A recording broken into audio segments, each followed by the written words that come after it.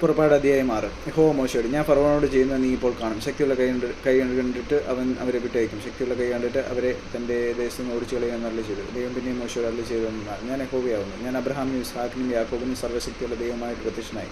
എന്നാൽ യഹോവ എന്ന നാമത്തിൽ ഞാൻ അവർക്ക് വെളിപ്പെട്ടില്ല.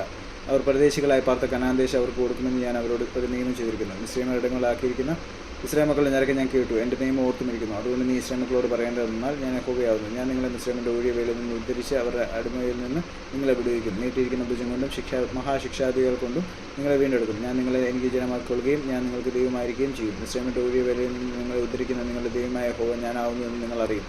ഞാൻ അബ്രഹാമിനും ഇസ്ഹാക്കിനും യാക്കോബിനും നൽകുമെന്ന് സത്യം ചെയ്ത ദേശത്തേക്ക് നിങ്ങളെ കൊണ്ടുപോയി അത് നിങ്ങൾക്ക് അവകാശമായി തരും. ഞാൻ യഹോവയാവുന്നു. മോശെ ഇങ്ങനെ തന്നെ ഇസ്രായേൽ മക്കളോട് പറഞ്ഞു. എന്നാൽ അവർ മനോവസരം കൊണ്ടും കഠിനമായിരുന്നു വേലുകൊണ്ടും മോശയുടെ വാക്ക് കേട്ടില്ല. പിന്നെ മോശയോട് അരുളി ചെയ്തു, നീ ചെന്ന് മിസ്രയീം രാജാവായ ഫറവോനോട് ഇസ്രായേൽ മക്കളെ തൻ്റെ ദേശത്ത് നിന്ന് വിട്ടയപ്പാൻ പറയുകയെന്ന് കൽപ്പിച്ചു. അതിന് മോശെ, ഇസ്രായേൽ മക്കൾ എൻ്റെ വാക്ക് കേട്ടില്ല, പിന്നെ ഫറവോൻ എങ്ങനെ കേൾക്കും?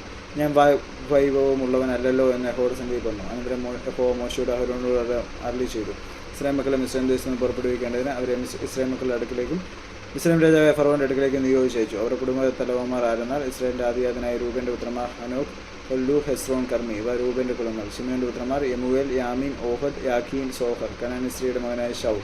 ഇവ ശിമയോൻ്റെ കുലങ്ങൾ. വംശപാരമ്പര്യപ്രകാരം ലേവിയുടെ പുത്രന്മാരുടെ പേരുകൾ ഇവ: ഗർഷോൻ, കഹാത്ത്, മെരാരി. ലേവിയുടെ ആയുഷ്കാലം 137 സംവത്സരമായിരുന്നു. ഗർഷോൻ്റെ പുത്രന്മാർ കുടുംബസഹിതം ബിന്നിയും ഷിമിയുമായിരുന്നു. കഹാത്തിൻ്റെ പുത്രന്മാർ അമ്രാം, ഇസ്ഹാർ, ഹെബ്രോൻ, ഉസിയേൽ. കഹാത്തിൻ്റെ ആയുഷ്കാലം 133 സംവത്സരം. മെരാരിയുടെ പുത്രന്മാർ മഹ്ലി, മൂശി. ഇവർ വംശപാരമ്പര്യപ്രകാരം ലേവിയുടെ കുലങ്ങളാവുന്നു. അമ്രാം തൻ്റെ പിതാവിൻ്റെ സഹോദരിയായ യോഖേബേദിനെ വിവാഹം കഴിച്ചു. അവന് അഹരോനെയും മോശയും പ്രസവിച്ചു. അമ്രാമിൻ്റെ ആയുഷ്കാലം 137 സംവത്സരമായിരുന്നു. ഇസ്ഹാറിൻ്റെ പുത്രന്മാർ കോരഹ്, നേഫഗ്, സിക്രി. ഉസൈൻ്റെ പുത്രന്മാർ മീശായേൽ, എൽസാഫാൻ, സിക്രി. അഹരോൻ അമ്മീനാദാബിൻ്റെ മകളും നഹശോൻ്റെ സഹോദരിയുമായ എലിശേബയെ ഭാര്യയെ പരിഗ്രഹിച്ചു. അവൾ അവന് നാദാബ്, അബീഹു, എലയാസാർ, ഈദാമാർ എന്നിവരെ പ്രസവിച്ചു. കോരഹിൻ്റെ പുത്രന്മാർ അസൂർ, എൽക്കാന, അബിയാസാഫ്. ഇവ കോരഹി കുലങ്ങൾ. അഹരോൻ്റെ മകനായ എലയാസാർ ഫൂത്തിയേലിൻ്റെ പുത്രിമാരെ ഒരുത്തിയെ വിവാഹം കഴിച്ചു. അവൾ അവന് ഫിനെഹാസിനെ പ്രസവിച്ചു. ഇവർ കുലമായി ലേവി കുടുംബത്തലവന്മാരാവുന്നു.